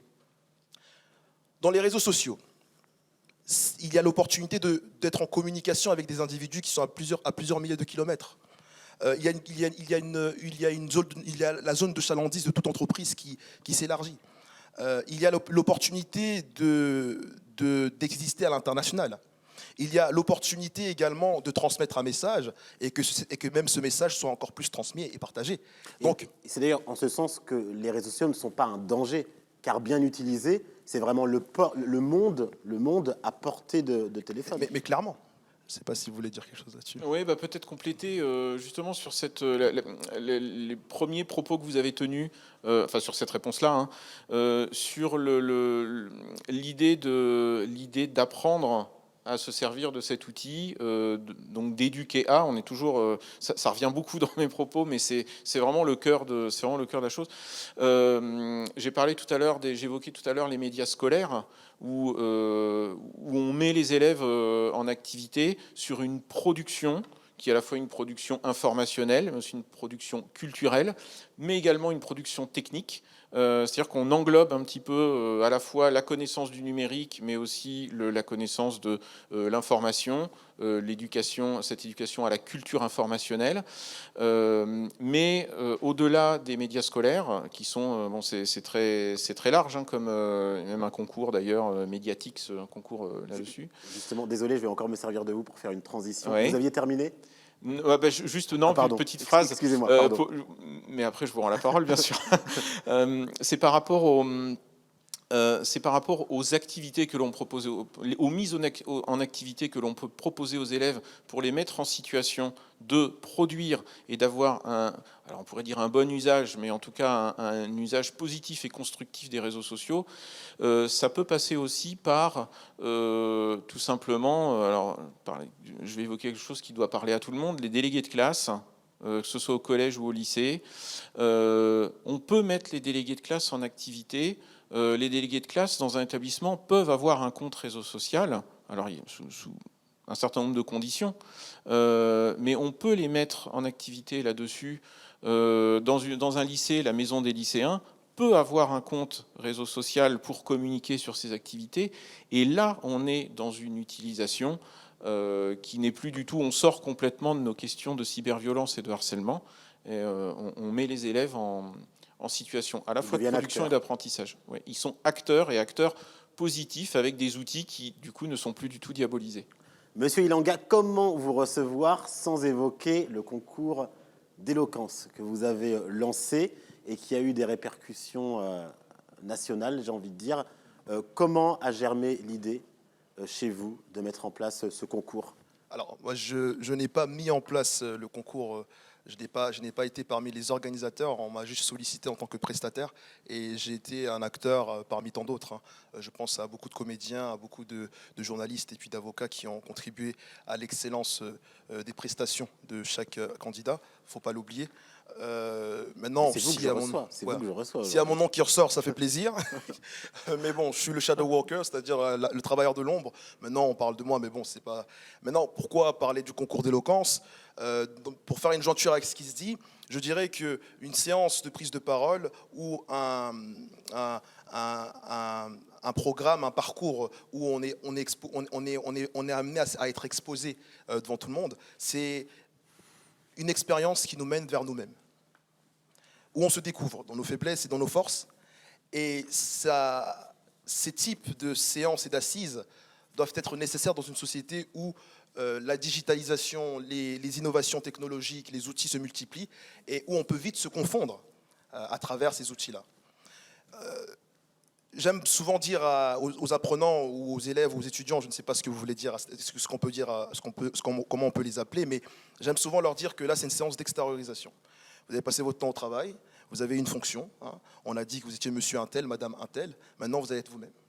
Et vous allez parler de ce que vous avez au fond de vous. Ça paraît tellement étranger aujourd'hui. C'est vrai.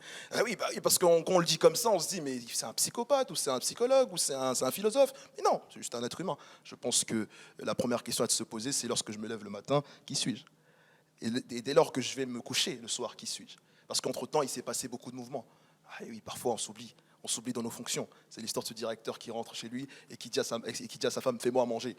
boum, il prend une gifle. On peut se réveiller d'une certaine manière et se coucher tout autre. Ah oui, c'est un peu ça. C'est ça, et c'est assez intriguant. Je voulais également compléter ce que disait mon partenaire aujourd'hui. Hein. C'est pour trouver les solutions, il faudrait déjà mettre en juxtaposition 2 éléments, 2 faits. D'une part, la non-connaissance de beaucoup d'enseignants, de beaucoup d'encadrants des réseaux sociaux, et d'autre part, l'hyperconnaissance, si je peux me permettre ce terme-là, des plus jeunes. Et on doit nourrir ce fait-là à travers une démarche collaborative et une démarche où on doit être ensemble pour poser les choses. C'est typiquement ce que fait le CNIL. Et c'est typiquement ce que fait le CNIL. Ouais. Et ce sera votre dernier mot. Je ne m'appelle pas Jean-Pierre, mais en tout cas, je me permets. Je terminerai là-dessus sur un mot que je n'ai pas encore évoqué. Effectivement, c'est typiquement ce que l'on travaille au Clémy à travers nos différentes actions. C'est typiquement aussi ce que l'on travaille dans les établissements scolaires, notamment au niveau des CPE et des vies scolaires, mais globalement des communautés éducatives, des établissements scolaires dans leur ensemble. Et effectivement, pour terminer sur ce mot ensemble, justement, on parlait tout à l'heure d'enjeux de citoyenneté. Un des enjeux de citoyenneté aussi, c'est la question du vivre ensemble. Et ça boucle en fait avec la première réponse que j'ai apportée sur les conflits et les propos violents qui préexistaient aux réseaux sociaux et qui bien souvent ne naissent pas au sein de l'établissement. Les réseaux sociaux, encore une fois, ne sont pas le problème. Ce qu'il faut travailler, c'est les questions de citoyenneté et les questions de vivre ensemble. On l'aura bien compris et ce sera le dernier mot. Merci d'avoir été avec nous, Monsieur Cauchy. Vous êtes Merci. conseiller principal d'éducation au sein du lycée Jean Zay et formateur Clémy Orléans-Tours. Quant à vous, Shadrack Ilanga, vous êtes formateur enseignant chez ISC Paris Campus Orléans. Merci de nous avoir honorés de votre présence et de nous avoir un peu éveillés finalement. Tout de suite, ça continue avec Mathis Cherchour qui nous relate les faits d'un cyberharcèlement avec ces mots, c'est poignant. On se retrouve juste après. Vous êtes toujours au cœur de 2 heures de live autour du cyberharcèlement en partenariat avec les Human Tech Days qui permettent de fédérer l'écosystème régional de la région Centre-Val de Loire, mais également de promouvoir les acteurs et plus largement la culture du numérique dans la région.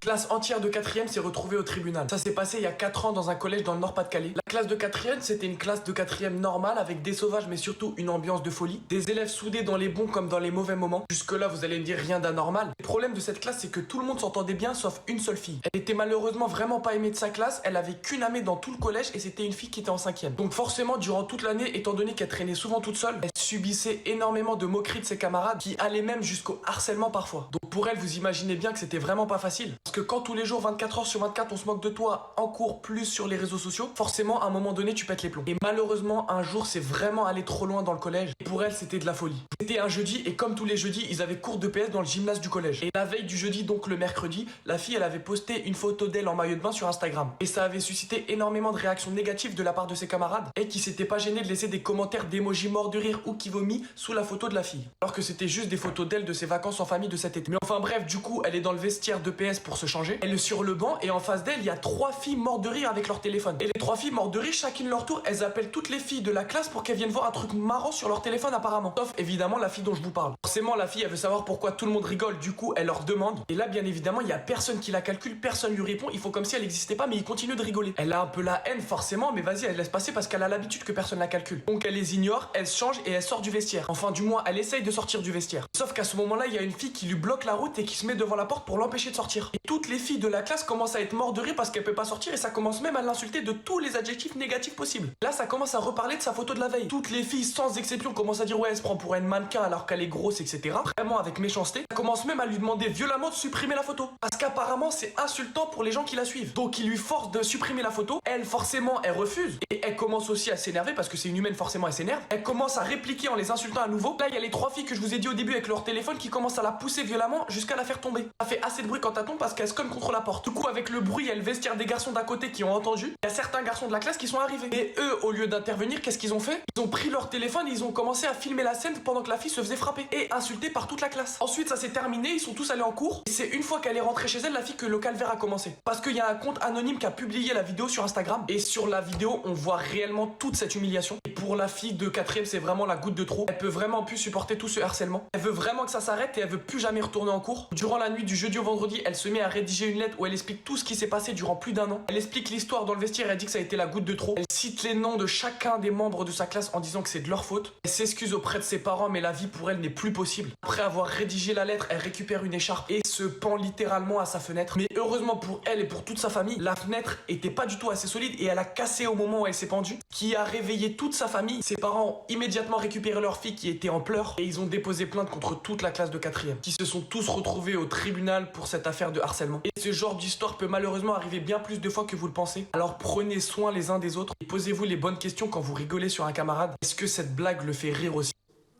Et voilà les mots de Mathis Cherchour. Posez-vous les bonnes questions. On va leur en poser des questions dans un instant. Ce sont nos invités de cette fin d'émission. Il s'agit de Ryan El Waroudi de Passe Emploi, de l'association Passe Emploi. Et enfin, Carlis Moukela, stagiaire chez Coupe Faim, Coupe Froid. Merci d'avoir été avec nous. Je vous invite à prendre vos micros. D'abord, on va revenir sur les associations. Carlis, Coupe Faim, Coupe Froid, c'est quoi les missions de cette association? Comment est-ce que tu travailles? Alors, déjà bonjour à tous et à toutes. Alors, l'association Coupe Faim, Coupe Froid, c'est une association qui lutte contre la précarité et qui encourage les gens précaires, qui sont dans ces cas de précarité-là, à toujours croire en eux et à réintégrer la société. Avec des missions pour les aider, hein, des maraudes, enfin, il y a pas mal de choses de mise en place. C'est ça, il y a des maraudes, il y a des aides alimentaires et même sur le point des comment je peux dire ça, on leur donne des vêtements aussi. Voilà, on leur donne des vêtements et on les aide à avoir des papiers pour certains, voilà, le c'est un logement vrai et autres. accompagnement. Voilà, c'est vraiment un accompagnement. Comment ça t'est venu cette idée de t'engager comme ça?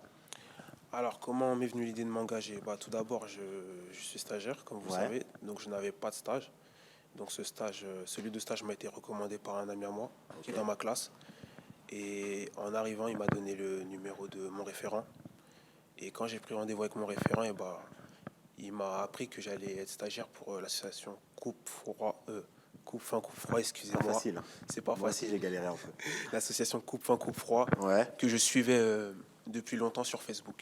Ok, parfait.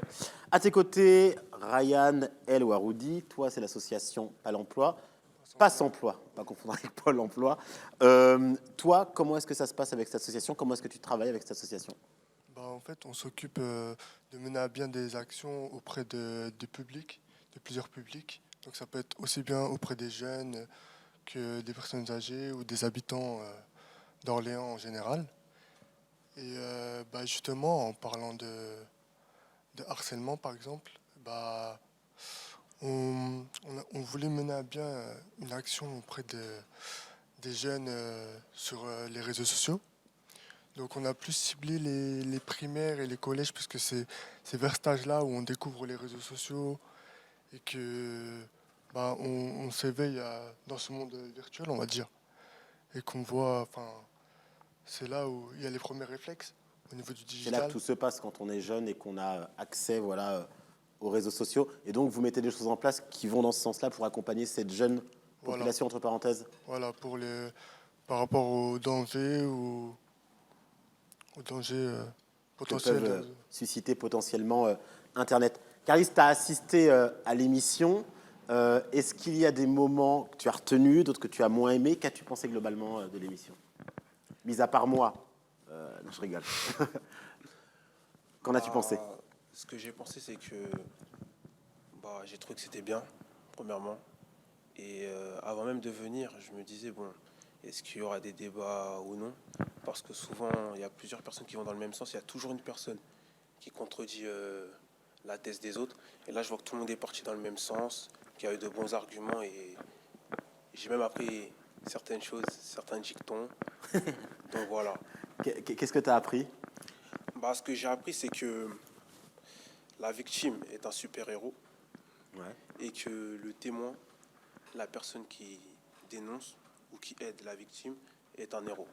Dédicace à Jean-Bernard Mignonneau, le major Mignonneau. Et toi, Ryan? Moi, j'ai appris que en fait, les réseaux sociaux, ça a évolué parce que nous, on a grandi avec les réseaux sociaux. Au début, c'était MSN, puis après, c'est passé à Facebook. C'était pas du tout pareil, ça fonctionnait pas du tout pareil. Je vois que ça a évolué par rapport au cyberharcèlement en général, que c'était beaucoup plus agressif, que les enfants, enfin les adultes, enfin les parents adultes, ils ont du mal à réagir par rapport à ça parce que c'est un univers qu'ils connaissent pas forcément, c'est-à-dire voilà, que c'est ça. l'enfant est habitué à aller sur les réseaux sociaux. C'est un objet que ne maîtrisent pas forcément les parents, donc c'est compliqué parfois. C'est ça. Et du coup, l'enfant, il se sent un peu prisonnier, entre guillemets. Et justement, il y a eu plusieurs intervenants qui ont mis en lumière les façons, comment il fallait réagir et envers qui il fallait... Vers qui se tourner voilà. en cas de souci. Voilà. Vous j'imagine que vous êtes sur les réseaux sociaux régulièrement. Par exemple, toi, Carlis, qu'est-ce que tu aimes regarder sur les réseaux sociaux? Et réponds honnêtement, hein. Pas de langue de bois. Honnêtement? Ouais. il a précisé honnêtement. Honnêtement, quand je vais sur les réseaux sociaux, je vous cache pas que j'y vais pour rigoler. Ouais. Parce que il y a certaines vidéos qui font rire. Il y a certains cas qui sont réels et qu'il faut prendre au sérieux aussi, mais qui malheureusement nous font rire aussi, quand nous ne sommes pas concernés. Ouais, et c'est ça aussi, c'est-à-dire qu'il y a des choses qui vont nous faire rire parce qu'on ne se sent pas concerné, mais qui peuvent quand même faire souffrir la personne concernée, en l'occurrence. Est-ce que toi, ça t'est arrivé, parfois, on parle franc jeu, hein, est-ce que ça t'est arrivé des fois de commenter une vidéo ou d'être un peu, pas négatif, mais de mettre quelque chose qui pouvait ne pas faire plaisir à la personne qui lisait? Alors ça m'est déjà arrivé, mais quand j'étais un peu plus jeune, c'est ça. Quand j'étais un peu plus jeune... je me dis que c'est Carly, quoi. Si j'ai ce profil-là, ce compte-là, les gens savent à quoi s'attendre. Voilà, ils savent à quoi s'attendre et je vais pas être une langue de bois. Okay. Mais sauf que il y a des fois à trop commenter, à trop montrer que tu es un tel et à trop t'ouvrir, on te rappelle que il y a certaines choses qu'il faut pas faire. Qu'il ne faut pas dire et pas faire. Et qu'il ne faut pas dire et pas faire. Et toi, Ryan, comment consommes-tu les réseaux sociaux? Déjà, est-ce que tu as un réseau social favori, préféré? Moi, je suis plus sur Instagram. Ouais. J'ai l'impression que les jeunes, Facebook, pour vous, ça s'est dépassé, quoi. C'est déclassé. Non. Comme vous dites, ça n'existe pas pour vous. Vous êtes sur Facebook? Oui, je suis sur Facebook. Ouais. Et vous évoluez sur Facebook comme vous évoluez sur Instagram, ou c'est différent? Moi, je suis plus sur Instagram que Facebook. Ouais. Facebook, c'est plus pour les vieux. 30, 50 ans, on va dire. Pour les vieux. Oui, voilà. et du coup, toi, tu es sur Facebook, pourquoi exactement? Sur Instagram. Ah d'accord. T'es pas du tout sur Facebook? Non. D'accord, ok. Donc sur Instagram, tu évolues comment dessus? Je regarde des vidéos, comme il a dit, qui me font rire, ou alors des personnalités que j'aime bien, comme les footballeurs, les boxeurs, les judokas, ou alors des grandes personnalités entrepreneuriales, comme Elon Musk, par exemple, surtout sur Twitter. D'accord. Ah, parce que vous êtes sur Twitter également? Oui. Ok, parfait. Pas pour ta part. Est-ce qu'il y a des personnalités qui vous influencent, que vous suivez sur les réseaux sociaux et qui peuvent avoir un impact sur vous?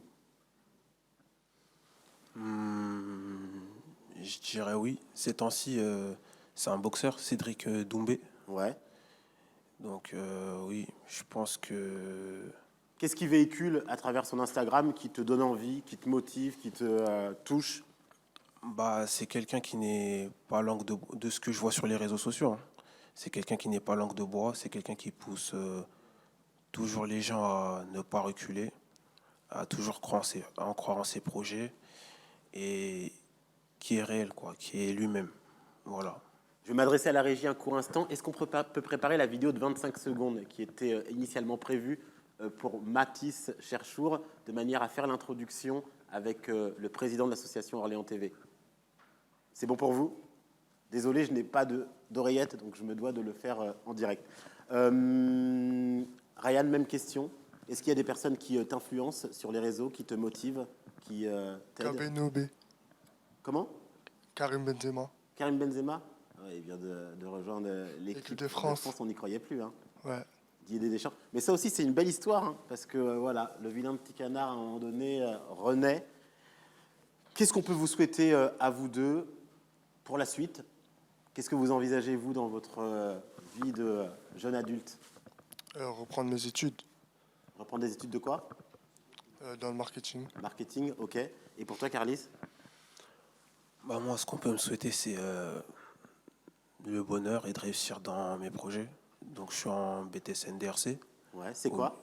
Alors, c'est négociation, digitalisation, relations clients. Donc, c'est pour devenir commercial ou auto-entrepreneur. Il y a un type de commerce précis que tu aimerais envisager?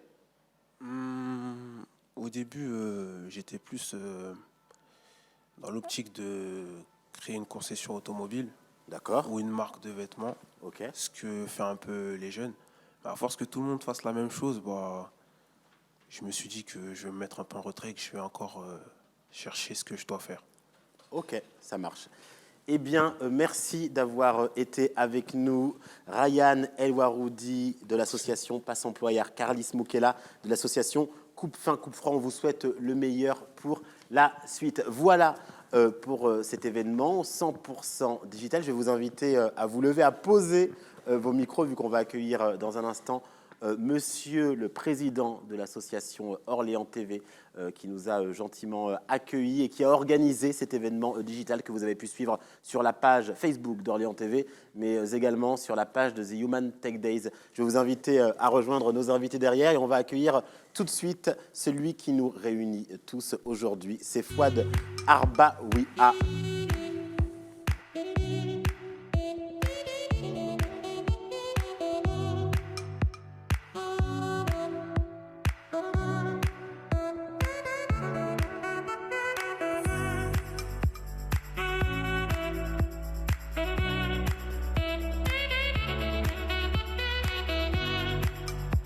Nous voilà au terme de cette émission. On aurait aimé que ça dure plus longtemps tellement le sujet est vaste. Une chose est sûre, celui qui nous a tous réunis autour de ce beau projet, eh bien, c'est le président de l'association Orléans TV, c'est Fouad Arbaoui-A. Merci d'être avec nous, Fouad. Merci, bonjour. Comment est née cette idée de nous réunir tous autour de cette thématique du cyberharcèlement? Alors, l'idée est venue d'un constat que je fais sur les réseaux sociaux où finalement, comme l'a cité tout à l'heure Chandrack, les personnes s'inventent des vies et en s'inventant une vie, on oublie la sienne, on oublie sa propre vie. Et ce qui peut amener à des dérives de comportement et des choses très graves. Et donc l'idée est venue suite au projet de la région Centre-Val de Loire, qui est de créer cet événement Human Tech Days, qui est de remettre l'humain au cœur du numérique. Et ça m'a tout de suite parlé, puisque c'est aussi l'idée d'Orléans TV, de reprendre l'outil numérique pour en être un utilisateur et non plus un esclave. Et comment un outil numérique comme Orléans TV, un média local de proximité, peut devenir un outil pour reconnecter les habitants de la métropole, par exemple, mais comme dans d'autres villes ailleurs. À noter d'ailleurs que les Human Tech Days, on est en fin d'émission, ont débuté en janvier et termineront le 1er juin. Un mot sur l'association Orléans TV, la web TV Orléans TV. Il y a des belles choses qui se préparent? Il y a de très belles choses qui se préparent, notamment autour du sport, autour du handicap. Des échanges existent entre la section handicap Loiret et Orléans TV. Également aussi avec quelques projets autour de la gastronomie locale, mais j'en dirai pas plus. Tu viens d'une région où on apprécie un certain gâteau, on n'en dirait pas plus. Ah, exact. Donc voilà. Tu parles du Congo? Du Pithiviers. Ah, du Pithiviers, ah oui. Non, parce qu'il y a un gâteau qui s'appelle le Congolais aussi. Exact, exact. Mais je pensais à Pithiviers. C'est vrai, exact, oui, parce que j'ai habité à Pithiviers, effectivement. D'accord, ok. Donc des projets autour de la gastronomie. Gastronomie locale, du sport, de la citoyenneté et surtout des projets qui toucheront tous les Orléanais. L'idée, c'est de proposer des émissions, des projets, des reportages qui puissent parler à tous les Orléanais pour qu'ils se rendent compte que finalement ils partagent les mêmes choses. Et j'ai pour habitude de dire que nous partageons un territoire. Je pense qu'on peut partager plus qu'un territoire, comme des valeurs, comme une façon de voir les choses. Et en tout cas, pour ma part, moi, je suis dans cette idée de dire qu'on peut faire beaucoup plus au niveau local, comme on le fait aujourd'hui. La plupart des intervenants sont locaux. Et voilà, je m'inscris dans la démarche de rayonnement d'une ville, mais aussi d'une région. Très bien. Tu as pu assister à l'émission en téléspectateur. Qu'en as-tu pensé ? C'était très intéressant et parfois émouvant, parce qu'on se rend compte que finalement, les réseaux sociaux touchent tout le monde. La richesse de ce plateau a montré que finalement, les réseaux sociaux, c'est quelque chose qu'on utilise tous, et c'est quelque chose qu'on doit tous surveiller de manière très vigilante, surtout pour nos enfants. Certains sont pères, certaines sont mamans, et d'autres le deviendront. Et je pense que l'une des premières responsabilités d'un parent, c'est d'être vigilant sur ce que fait son enfant dans sa chambre. Tout à l'heure, j'échangeais avec le major Mignonneau, et il m'expliquait que parfois les parents ne prenaient pas conscience des dangers des réseaux sociaux. Certains parents s'imaginent qu'un enfant dans une chambre, seul, est à l'abri, parce qu'il n'est pas en bas dans le quartier ou dans la ville, ou qu'il n'est pas sur la départementale avec sa mobilette. On s'est dit, bon, réseaux sociaux, ça va, il est à la maison, j'ai l'œil sur lui, tout va bien. Alors que finalement, les réseaux sociaux sont une porte vers un ami, mais parfois un enfer, et qui peut amener au drame, comme on l'a vu à Argenteuil ou la semaine dernière à Ivry-sur-Seine. En tout cas, on espère vous avoir donné les clés pour mieux naviguer sur les réseaux sociaux, apprendre à protéger vos données et puis à mieux les appréhender. Finalement, merci à nos invités, Madame Fanny Pidou, conseillère régionale du Centre Val-de-Loire, déléguée à l'égalité femmes-hommes, mais également Jean-Marc Bourguignon, expert sécurité informatique, Raphaël Cauchy, conseiller principal d'éducation au sein du lycée Jean Zay, formateur Clémy Orléans-Tours, Shadrack Ilanga, formateur enseignant chez ISC Paris Campus Orléans, Mathis Cherchour, influenceur TikToker, mais également Ryan Elwaroudi et Carlis Moukela, tous deux au sein de l'association Passe Emploi Service, mais également Coupe Faim, Coupe Froid. Heureux d'avoir présenté ces 2 heures de live. Un mot. Je remercie tous les membres de l'équipe. Donc, toi, Maclor, le réalisateur, Gérard, Samy, Sigmund, les cadreurs, Julien et Miguel et tous ceux qui ont participé à l'élaboration de ce live. Je remercie aussi la région qui clairement, à travers son président François Bonneau, a fait confiance à Orléans TV. Et également les équipes du labo, Monsieur Goujon, Monsieur Desbibel, qui nous ont accueillis dans ce magnifique lieu. Et la preuve qu'aujourd'hui, tout le monde peut s'unir pour travailler ensemble et lutter contre une cause. Merci d'avoir été avec nous, Fouad Arba. Oui, merci à vous d'avoir été nombreux à nous regarder sur la page Facebook d'Orléans TV, mais également sur Twitch. Merci aux équipes techniques que vous ne voyez pas, mais c'est grâce à eux que cette émission peut se faire. Merci d'avoir été avec nous. On se retrouve très prochainement, ici ou ailleurs. Excellente fin de journée.